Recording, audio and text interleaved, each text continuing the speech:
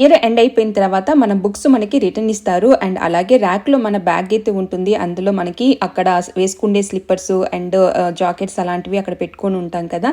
So ఆ rack అంతా clear చేయాలి. సో అందుకే మొత్తం ఇప్పుడు తీసుకొని వెళ్ళిపోతున్నాము. సో నెక్స్ట్ ఈ కిండర్ గార్డెన్కి ఇంకా రాదు. నెక్స్ట్ ప్రైమరీ స్కూల్ ఫస్ట్ గ్రేడ్కి అయితే వెళ్తుంది మనీషా. అండ్ ఈ 2 months అంటే జూలై ఆగస్టు నెలలో కూడా మనము ఫీ పే చేస్తాము. సో మనము కావాలంటే స్కూల్కి అయితే పంపించవచ్చు. డే కేర్ అయితే రన్ అవుతుంది. సో స్కూల్కి కావాలంటే పంపించవచ్చు.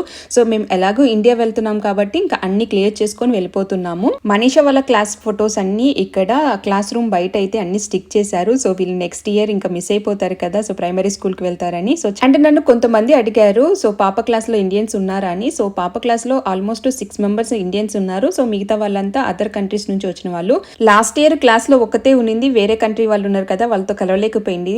సో వెళ్ళేటప్పుడు వాళ్ళకు కూడా బాయ్ చెప్దామని వచ్చాము. సో పిల్లలు అడుగుతున్నారు ఆంటీ ప్లీజ్ 5 minutes ఆడుకుంటాం మనీషతో అని.